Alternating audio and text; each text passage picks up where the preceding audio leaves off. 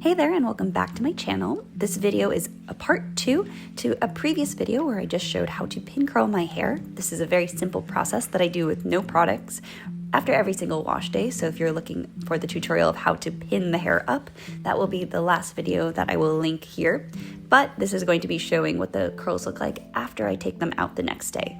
So I'm usually sleeping on them overnight, but sometimes I wash my hair in the morning, do my pin curls, walk around in the daytime, and take them out in the evening. So it really doesn't matter what time you do this, but this is me the next day taking my hair out of my sleeping scarf.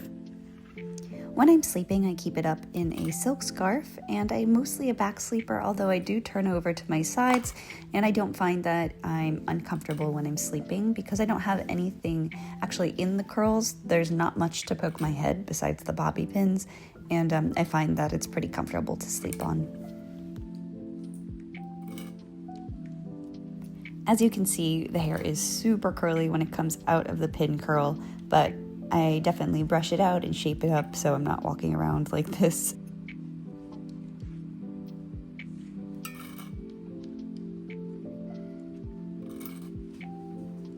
They are super bouncy and defined, and again, I could use product if I wanted to, either a gel or a mousse when I'm setting them, but because I do this almost every day, I don't like the crunchy feeling. I'd rather just reset my hair before I'm going to sleep than put product in and weigh it down. But it gives me so much volume.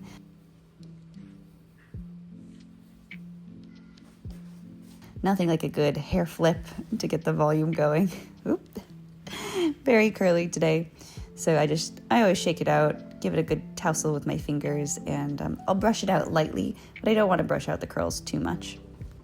Today's updo is inspired by these very sad ranunculus. They are gorgeous, but they died very quickly after getting them from the farmer's market, and I was actually recording this on the first day of spring, so to give them a second life, I'm going to put them up in my updo. I'm going to a milonga, and I thought it would be a beautiful way to celebrate them one last time. I very lightly brush out the curls, just enough to separate them so they don't look so bunchy like they looked right when I woke up, but I don't want to brush too vigorously and completely flatten them. It's really just to get them more integrated with each other.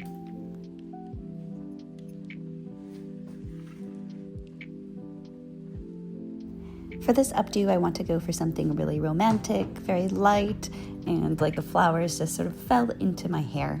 I'm thinking of doing a twist, like a large bun at the nape of my neck, and so I'm going to put the front up by rolling the hair away from my face so I can get some volume, definitely not a slicked back look today, and then I'm going to curl my hair gently away from my face and bobby pin in place to keep the volume. You're recording? Yes.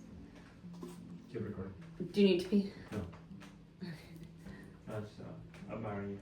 That's it. Huh? I'm just admiring you. And thanks. You can keep recording.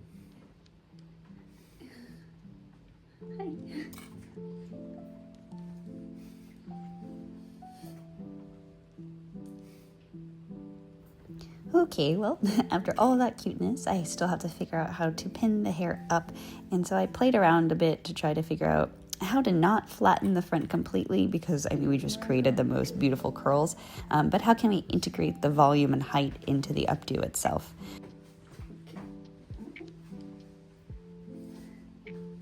And so right now it's still feeling really nice and big and fluffy. I almost don't even want to put the flowers in because I love how it looks down, but I have to do something with those beautiful flowers. So we're going to figure out how to twist it so that way I still maintain the volume. Oh, and you can see how little hair I actually have.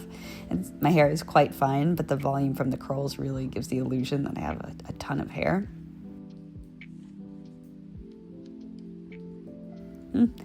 But what I've figured out is that if I split the hair and then I curve it like I'm doing here on the screen, this way I'm able to fluff out the pieces and I still maintain some volume without completely flattening the hair.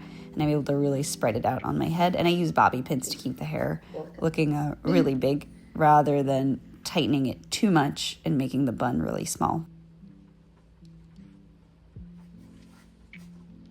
Since I'm not using a mirror for the back of my head, I'm generally just trying to make sure that the hair is evenly distributed and as puffy and voluminous as possible while not having any little straggling hairs sticking out. Funny, because it's killed me. I've seen photos where I have just one hair sticking straight out of the back of my head. So I'm trying to feel for any pieces that might be sticking out. Not in a cute way, but in a messy way. Alrighty, we have approval for how this hairstyle is going. I opted to keep one curl out and resting on my left shoulder. And now for the sad part, I have to cut off the little stems. Ugh, heartbreaking. They lasted all about 2 days before completely wilting. So I'm just going to place them like as a crown over the bun, and I'm just using bobby pins to secure them into place. I'm trying my best to tuck the stem in so you can't see it, but you know, we're doing our best here.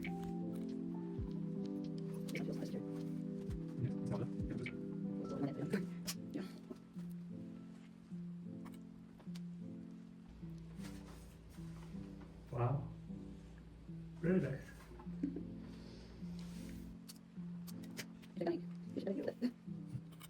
I'm glad I was able to give these guys a second life because it was just so sad that they died so quickly. Even though the guy said that they would last longer than other flowers, but anyway, they were able to be part of this beautiful outfit. So at the end, I'm going to show a much better clip than this. I didn't realize that I was so out of frame, but I'll show you the milonga outfit and the hairdo. I executed my vision.